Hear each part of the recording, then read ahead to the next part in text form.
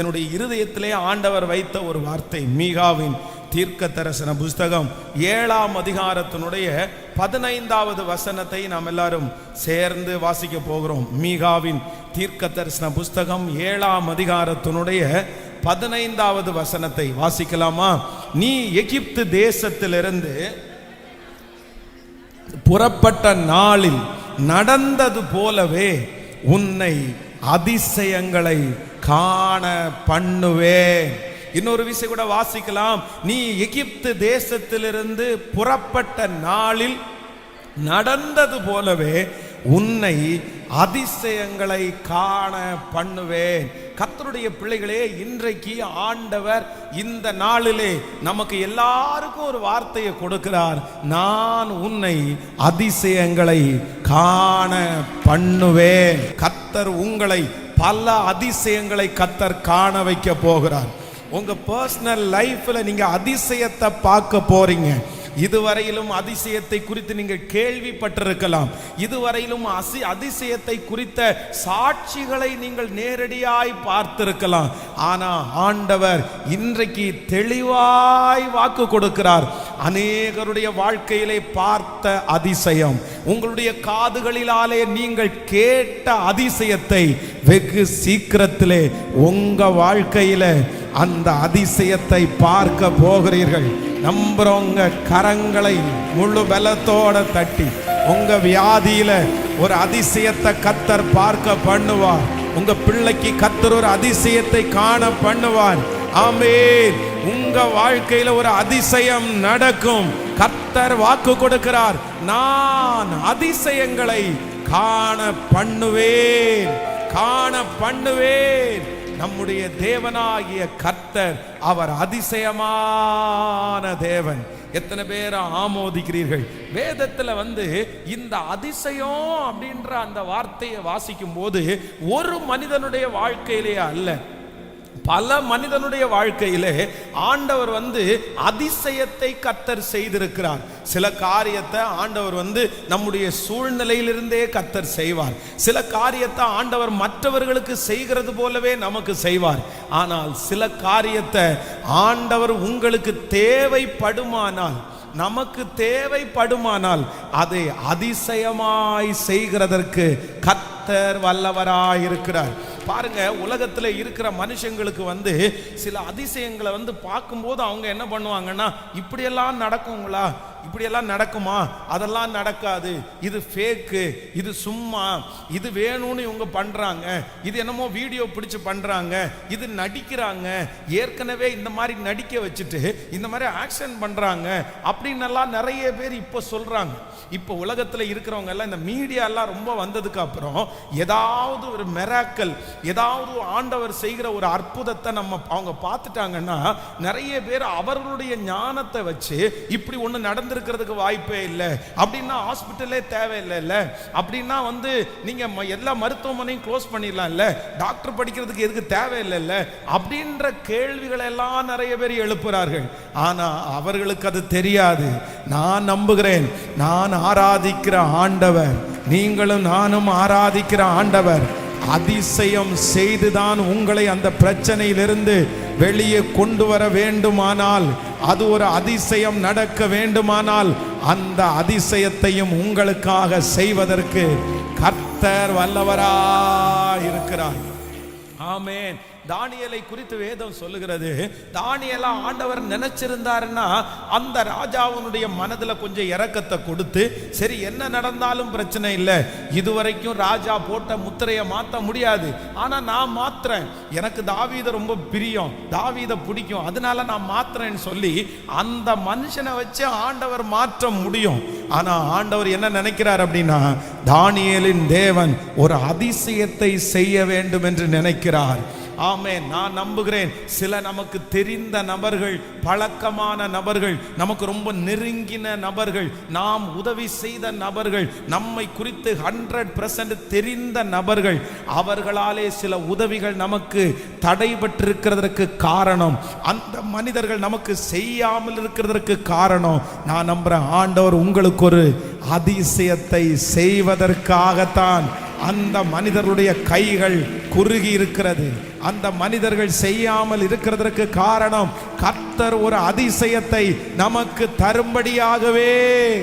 ஹல்லேலூயா, ஆமென். கிதியோனை குறித்து நேற்றை நம்ம ஞாயிற்றுக்கிழமை கூட நம்ம தியானிச்சோம். கிதியோனுடைய இருதயத்துக்குள்ள நிறைய பயங்களும் சந்தேகமும் அவனுக்குள்ளே இருந்துச்சு. ஆண்டவர் அவனை தனியாக தெரிந்து கொண்டார். பராக்கிரமசாலியே, கர்த்தர் உன் கூட இருக்கிறார்னு சொல்றாரு. ஆனா ஆண்டவர் மேல நம்பிக்கை இருக்குது, ஆண்டவர் மேல ஃபெய்த் இருக்குது. இந்த காரியத்துல நம்ம தோற்று போக கூடாதுன்னு சொல்லி எல்லாரும் அமைதியா இருக்கும்போது நிற்கக்கூடிய தைரியம் இது எல்லாமே இருந்தாலும் அவனுக்குள்ளே உள்ளே சந்தேகம் நிறைய இருக்குது, அவிசுவாசம் நிறைய இருக்குது. ஆனா அதற்கு ஆண்டவர் ஒன்றொன்றாய் அவனுடைய சந்தேகத்திலிருந்து கர்த்தர் விடுதலை கொடுக்கிறாரு. அப்போ இந்த மனுஷன் என்ன கேட்கிறான் அப்படின்னு சொன்னா, ஆண்டவரே நான் எனக்கு இன்னொரு அடையாளத்தை நீங்க தரணும். நான் என்ன பண்றேன் அப்படின்னு சொன்னா, ஒரு தோலை கொண்டு போய் நான் வெளியே போட்டுறேன், எனக்கு ஒண்ணு தரணும். அந்த தோல் முழுவதுமாக நனைந்திருக்கட்டும், எனக்கு இந்த மாதிரி ஒரு அற்புதத்தை செய்யுங்க அப்படின்னு ஆண்டவரிடத்துல கேட்கிறான். கர்த்தர் அந்த இடத்திலையும் அவனை கர்த்தர் விசுவாசத்தை வளர்த்துவதற்கு, ஒரு அற்புதத்தை கர்த்தர் செய்வதற்கு கர்த்தர் வல்லவராயிருந்தார். ஆமென். நான் விசுவாசிக்கிறேன், நான் நம்புகிறேன், கர்த்தர் உங்களுக்கு ஒரு அதிசயத்தை காண பண்ண போகிறார். அந்த பிள்ளையினுடைய வாழ்க்கையில ஒரு அதிசயம் நடக்கும், அந்த மகனுடைய வாழ்க்கையில ஒரு அதிசயம் நடக்கும், உங்க வேலையில ஒரு அதிசயம் நடக்கும். இது கர்த்தர் வார்த்தை, இது கர்த்தர் வார்த்தை.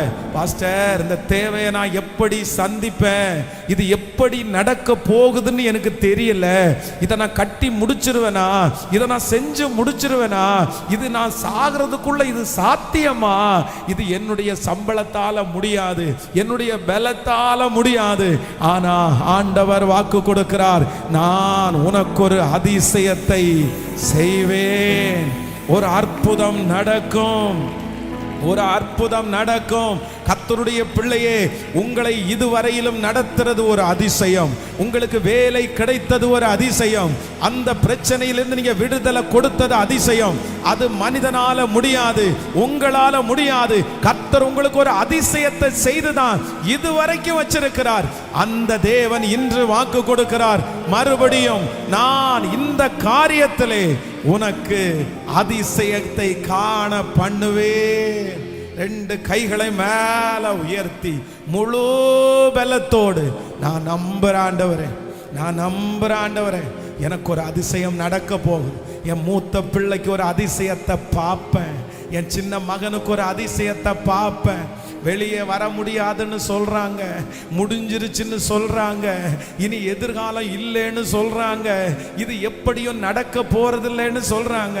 ஆனா அதிசயமான தேவன், அதிசயத்தை செய்கிற தேவன். ஸ்தோத்திரம், ஸ்தோத்திரம், ஸ்தோத்திரம். ஹல்லேலூயா. உன்னை நான் அதிசயங்களை காண பண்ணுவேன். ஆமென். இஸ்ரவேல் ஜனங்களை எகிப்து தேசத்திலிருந்து விடுவதற்கு ஆண்டவர் எத்தனையோ காரியத்தை செய்றாரு. ஆனா இஸ்ரவேல் ஜனங்கள் வெளியே போறதுக்குரிய வசதியே வரல. அந்த பார்வோனுடைய இருதயம் கடினமாகுது. பார்வோன் என்ன சொல்றாரு அப்படின்னு சொன்னா, நீங்க மட்டும் புருஷர்கள் மட்டும் போயிட்டு வர வேண்டியதானே, நீங்க எல்லாம் எதுக்கு அங்க எல்லாரும் சேர்ந்து போறீங்க, நீங்க இங்கேயே ஆராதிக்க வேண்டியதானே. அப்படி ஒன்னொன்னா தடை மேல தடை போட்டுட்டே இருக்காங்க. ஆனா ஆண்டவர் நினைச்சிட்டாரு, இப்படி செஞ்சா உங்களை விட மாட்டாங்க, இப்படி செஞ்சா நீங்க இந்த இடத்துல இருந்து போக மாட்டீங்க. அதுக்கு நான் ஒண்ணு பண்ண போறேன், அதிசயத்தை செய்ய போகிறேன். ஹல்லேலூயா. அத்தனை நாட்களும் இருந்த நைல் நதி, வேதம் சொல்லுகிறது, மோசையினுடைய கோலை வச்ச உடனே அது இரத்தமாய் மாறினது. அப்படியே பார்வோனுக்கு பிரமிப்பா இருக்குது, என்னப்பா இது, என்ன நடந்துச்சு? கர்த்தர் அந்த இடத்துல ஒரு அதிசயத்தை நான் விசுவாசிக்கிறேன். நீங்க ஏதாவது எகிப்தை போல ஒரு அடிமைத்தனத்திலே சிக்கி இருக்கலாம், அதிலிருந்து நீங்க வெளியே வரணும்னா ஒரு அதிசயம் நடந்தாதான் அதிலிருந்து வெளியே வர முடியுமா இருக்கும். கிட்டத்தட்ட 400 ஆண்டுகளுடைய பெரிய சிறையிருப்பு, அதுல யாருமே காப்பாற்ற முடியல. ஆனா கர்த்தர் அதிசயம்தான் செய்து இந்த பிள்ளைகளை வெளியே கொண்டு வரணும்னு நினைச்சாருன்னா, கர்த்தர் அதிசயத்தையும் செய்கிறதற்கு கர்த்தர் தயங்கவே இல்லை. உங்களை வெளியே கொண்டு வருவார். பல வருஷத்தினுடைய சிறையிருப்பு மாற போகிறது, பல வருஷத்தினுடைய அடிமைத்தனத்திலிருந்து கர்த்தர் உங்களை, உங்கள் குடும்பத்தை கர்த்தர் வெளியே கொண்டு வர போகிறார். கர்த்தர் நீங்க ஓங்கிய புயத்தினால கர்த்தர் கொண்டு வர போகிறார். நீங்கள் சந்தோஷத்தோடு வெளியே வர போகிறீர்கள். அதற்கு தேவன் ஒரு அதிசயத்தை, ஹalleluya, நம்புறவங்க ஜெபம் பண்ணிட்டு கைகளை தட்டி, ஆமென், உன்னை அதிசயம் காண பண்ணுவேன், நீ அற்புதம் கண்டிடுவாய், ஆமென், எனக்காக வழிகளை கர்த்தர் திறந்து ஒரு அதிசயத்தை செய்வதற்கு கர்த்தர் வல்லவர். ஏற்ற வயசுல அந்த அதிசயம் நடக்கும். இந்த சத்தத்தை கேட்கிற நிறைய பேரு அதிசயத்தோட கர்த்தர் உங்களுக்கு ஒரு அதிசயம் செய்வார். Thank you Jesus. எகிப்து தேசத்திலே அவர்களை எகிப்து தேசத்திலிருந்து புறப்பட்ட நாளில் நடந்தது போலவே நான் உன்னை அதிசயங்களை காண பண்ணுவேன். ஹalleluya. நீங்க எதிர்பாருங்க, ஆண்டவரிடத்துல விசுவாசத்தோட எதிர்பாருங்க. எனக்கு ஒரு அதிசயம், அந்த காரியம் எப்படி நடக்கும்னா அதிசயமா நடக்கும். அந்த தேவைகள் எப்படி சந்திக்கப்படணும்னா தெரியாது, எங்கிருந்து வரும்னு தெரியாது. அதான் சொல்ற ஆண்டவர், காற்றை காண மாட்டேன், ஆனா அது அதிசயமா நடக்கும். அது உங்களுக்கு என்னவா இருக்கும்னா அதிசயமா இருக்கும். நாளைக்கு இந்நேரம் இத்தனை ஆண்டுகள் பஞ்சமுள்ள இந்த பட்டணத்துல, இந்த தேசத்துல, நாளைக்கு இந்நேரம் நீங்க சாப்பிட்றது மாதிரி எல்லா ஆகாரம் உங்களுக்கு கிடைக்கும். ஐயோ, ஆண்டவர் வானத்தின் மதகுகளை திறந்தா கூட அது நடக்காது அப்படின்னு சொல்லும் போது, ஆனா வேதம் சொல்லுது அது அதிசயமா நடந்துச்சா இல்லையா? ஆண்டவர் அதிசயம் செய்கிறவர். இன்றைக்கும் அவருடைய அதிசயங்கள் குறைந்து போகவே இல்லை.